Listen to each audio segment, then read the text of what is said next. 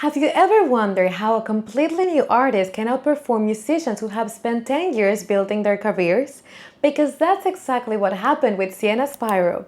At just 20 years old, she released her debut album, Visitor, and immediately landed inside the Billboard 200 Top 10, reached number 3 on the Billboard Vinyl Album chart, number 4 on top album sales, crossed 1 billion global streams, and delivered the biggest UK debut week for a British female solo artist since 2025. Now, most people looked at those numbers and thought one thing: TikTok. They assumed this was another artist who got lucky because of the algorithm. But here's the truth: TikTok didn't build Sienna Spiro's career, it opened the door. Everything that happened after that was one of the smartest marketing campaigns we've seen from a debut artist in years. Because instead of chasing every trend, rushing an EP onto streaming services, or squeezing every last dropout of one viral moment, Capitol Records and Method Music treated Sienna like an established superstar before she had even released her first album. They built prestige before popularity, identity before virality, and long-term brand value before short-term streams. Today we're breaking down exactly how they did it, because whether you're an independent artist, a manager, or work at a record label, this rollout is packed with strategies that can completely change the way you think about launching music. Welcome back to Live Away, where we break down the biggest music marketing campaigns in the world and uncover the strategies behind today's biggest artists. Every week we analyze the branding, rollout tactics, fan psychology, and business decisions that transform albums into cultural moments. This isn't just about great music, it's about understanding why some artists dominate while others disappear. If you're an artist, manager, label executive, or simply fascinated by the business behind music, make sure you subscribe, because we're uploading new deep dives every single week. Now, let's look at how Sienna Spiro quietly built one of the smartest debut campaigns of 2026. Sienna Spiro ignored the biggest rule in music marketing, and that's exactly why her debut exploded. One of the biggest mistakes labels make today is confusing attention with career building. A song goes viral on TikTok, millions of people hear it, the label rushes an EP out within a few weeks, spends heavily on playlisting, pushes every social platform possible, and hopes lightning strikes twice. Sometimes it works, most of the time it doesn't. The audience moves on before the artist has even figured out who they are. Sienna Spiro's team refused to play that game. Instead of treating virality as the finish line, they treated it as the starting point. Before Visitor ever arrived, Sienna had already built an incredible digital audience. More than 4 million followers on TikTok, over 130 million likes, and one of the biggest breakthrough songs of the year with Die on This Hill, which generated millions of creator videos and billions of views across the platform. Rather than flooding the market with constant releases, Method Music and Capitol Records focus on something much more valuable: credibility. This is where the campaign becomes fascinating. Instead of relying solely on internet validation, they began collecting institutional validation. Suddenly, artists like SZA, Phineas, and Mark Ronson were publicly supporting Sienna. Those endorsements completely changed the conversation. She wasn't being introduced as the girl from TikTok. She was being presented as an artist respected by some of the biggest names in music. That's a completely different narrative. Then came another unexpected move: luxury partnerships. Most new artists start with discount brands or quick sponsorship deals simply because the exposure is valuable. Sienna skipped that stage entirely. She became part of Gap's holiday campaign, recording a beautiful version of Miley Cyrus' The Climb. It wasn't just another commercial, it introduced her voice to millions of people who may never have opened TikTok. Suddenly, parents, millennials, and Gen Z audiences were all hearing the same artist through completely different channels. Then came Monica Vinader. Instead of simply appearing in advertisements, she created her own jewelry collection called Sienna's Edit. Think about what that communicates psychologically. Consumers weren't just buying jewelry, they were buying into her identity. Before most people had even heard the full album, Sienna already felt like a premium brand. That is incredibly difficult to achieve for a debut artist. Most musicians spend years trying to move from influencer status to artist status. Sienna escaped that transition almost entirely because every move reinforced the same message. She wasn't chasing fame, she was building culture, and that's a huge difference. One creates attention, the other creates longevity. So once you've convinced the world that you're more than another viral artist, there's only one question left. Can the music actually live up to the image? Sienna Spiro spent millions making believe her debut album was already a classic before anyone pressed play. This might be my favorite part of the entire campaign, because marketing isn't only about promoting a product, sometimes it's about increasing the perceived value of that product before consumers ever experience it. That's exactly what happened with Visitor. In interviews leading up to the release, Sienna repeatedly explained that she wanted the album to feel deeply human. She talked openly about avoiding overly computerized production, emphasizing live musicians, real performances, and emotional authenticity. That message alone already positioned her differently from many artists relying heavily on artificial production trends. But Capitol Records didn't stop there. They built an elite production team around her. Executive production came from Omer Fetty, one of the most successful producers in modern pop, alongside Blake Slatkin, Jacob, and Michael Pollack. Then they layered in legendary orchestration from Larry Gold and Academy Award-winning arrangement Peter Butter. Those names matter not because the average listener recognizes every producer, but because journalists do, critics do, industry professionals do.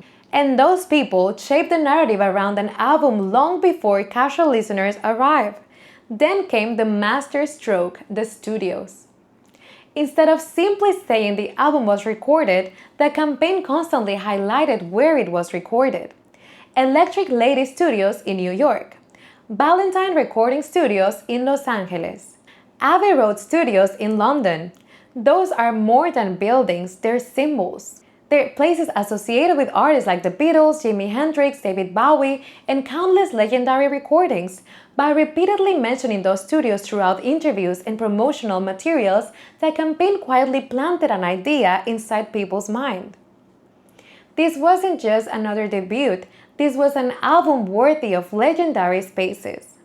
That psychological positioning is incredibly powerful. Consumers often judge quality before hearing a single note, and prestige creates expectation. The media responded exactly as the team hoped. Suddenly, Sienna wasn't only appearing across TikTok, she was receiving praise from Rolling Stones, the New York Times, Nylon. She earned a Brit's Rising Star nomination.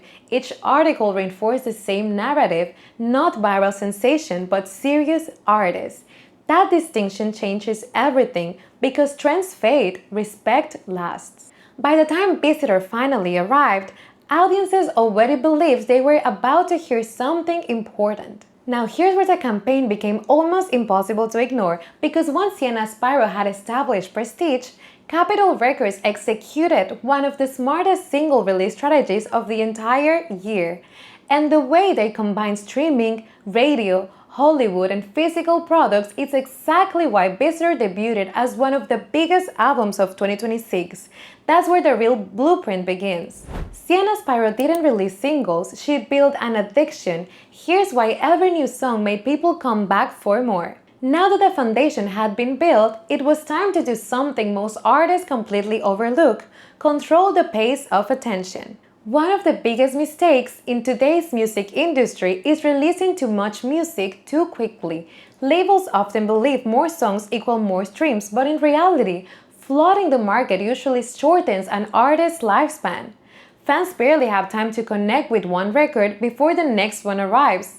Sienna Spiro's Rollout did the exact opposite. Instead of one huge promotional burst, her team created what marketers call a cascading rollout.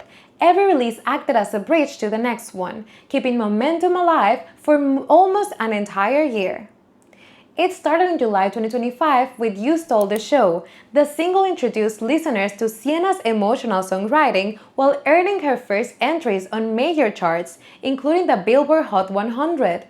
It wasn't positioned as a one-hit wonder, it was the opening chapter of a much bigger story. Then came Die on This Hill. This is the moment everything exploded. The song became a genuine global phenomenon, climbing into Spotify's global top 10 while generating millions of TikTok creations and billions of views across the platform. But here's where Capitol Records made a decision that many independent artists overlook. They didn't leave the song on TikTok. They immediately transitioned it into traditional radio promotion. The track climbed into Billboard's Pop Airplay and Adult Pop Airplay charts, introducing Sienna to entirely different audiences who were discovering music through social media. That's incredibly important because every platform has a ceiling. If your entire audience comes from TikTok, your career depends on TikTok. If your music succeeds on streaming, radio, social media, and editorial press simultaneously, you've built a much stronger business. Then, in March 2026, they released the album's title track, Visitor. Instead of feeling like another random single, it expanded the emotional world of the album. Around the release, Sienna embarked on a localized promotional tour across the United States, giving media outlets, radio stations, and fans another reason to keep talking about her months before release date. Every new release reignited interest in the previous songs. Every interview brought listeners back to the catalog. Every playlist placement increased anticipation for the album. By release week, fans didn't feel like they were waiting for a debut. They felt like they were waiting for the final chapter of a story they'd already been following. Then came one of the smartest moves in the campaign.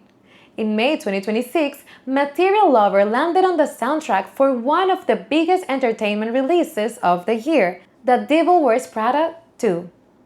Think about what that achieved.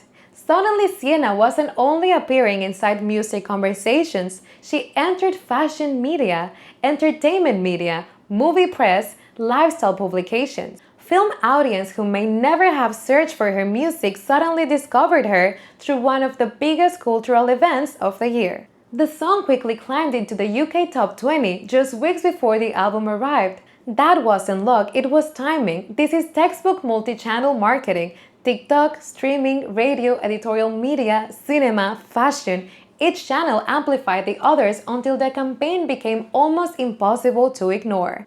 But even with billions of streams, major chart positions aren't guaranteed because streaming creates attention, physical sales create chart power. Sienna Spiro made fans buy CDs and vinyl in the streaming era, and that's why Visitor shocked Billboard. When Visitor finally arrived on July 3rd, most people focused on the streaming numbers, but behind the scenes, the real strategy was happening somewhere else. Physical products. In today's music business, streaming is essential, but physical sales remain one of the strongest drivers of first-week chart performance, profitability, and fan commitment. Capitol Records clearly understood this.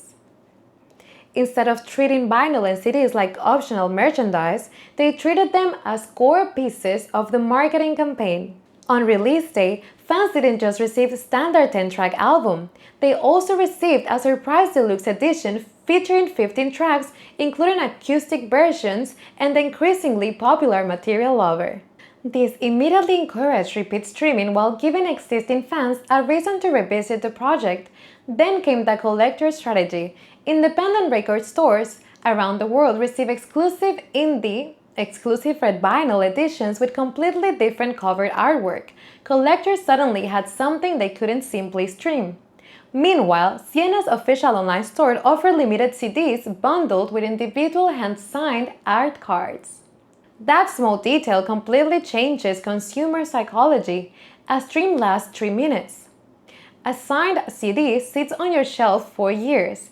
It becomes a memory, a collectible, proof that you supported an artist from the very beginning. Scarcity creates urgency. Urgency creates action. Action creates first-week sales. The results speak for themselves. Visitor debuted with approximately 39,000 first-week units in the United States. Around 30,000 of those were pure album sales. For a debut artist in today's streaming landscape, that's extraordinary. She reached number 9 on the Billboard 200, number 3 on Billboard Vinyl Albums, number 4 on Top Album Sales. Those aren't just impressive statistics. They're proof that Capitol Records successfully converted casual listeners into paying customers. That's the difference between popularity and business. So what can artists, managers, and labels actually learn from this rollout? The first lesson is simple: don't rush that success. Virality feels exciting, but careers aren't built in a weekend. Sienna's team resisted the temptation to capitalize on every viral moment immediately.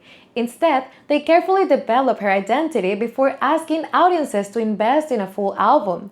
The second lesson is to build prestige before scale. Before pushing endless advertising, they secured validation from respected artists, major publications, and premium fashion brands.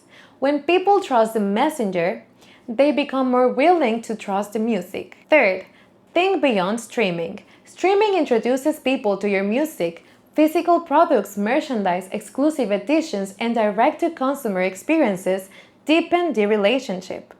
Your biggest fans want something tangible. Give them a reason to own a piece of your story. Another major takeaway is diversification. Notice how this campaign wasn't dependent on one platform. TikTok generated awareness. Spotify generated listening. Radio generated credibility. Film generated cultural relevance. Luxury partnerships generated brand value. No single platform controls Sienna's career. Finally, treat every release like world building. The songs, the visuals, the interviews, the fashion partnerships, the studio stories, everything communicated the same identity. When every touchpoint reinforces the same narrative, audiences don't just remember songs, they remember artists. The rise of Sienna Spiro proves something we've been saying on this channel for a long time. Attention has never been easier to get. Keeping it has never been harder. Visitor wasn't built around chasing algorithms. It was built around creating long-term value. Instead of maximizing every short-term opportunity, Capitol Records and Method Music invested in something much more powerful: trust, prestige, identity. That's why people didn't simply listen to the album, they believed in the artist behind it. And that's exactly why this campaign feels less like the launch of a debut album and more like the arrival of a future superstar. If Sienna Spiro continues applying this same level of patience and strategic thinking throughout her career, Visitor might eventually be remembered as one of the smartest debut campaigns of the decade. And that's the real blueprint behind Sienna Spiro's Visitor rollout. If you're an artist, manager, or label executive, ask yourself this: which part of this campaign could you apply to your next release? Is it building a stronger brand identity, creating a longer rollout, investing in physical products, or focusing on long-term credibility instead of chasing overnight virality? If you enjoyed this breakdown, don't forget to like this video, subscribe to Label Grid for weekly deep dives into the biggest music marketing campaigns in the industry, and share this with an artist or manager who needs to see it. Thank you for watching, and I'll see you in the next video. Bye!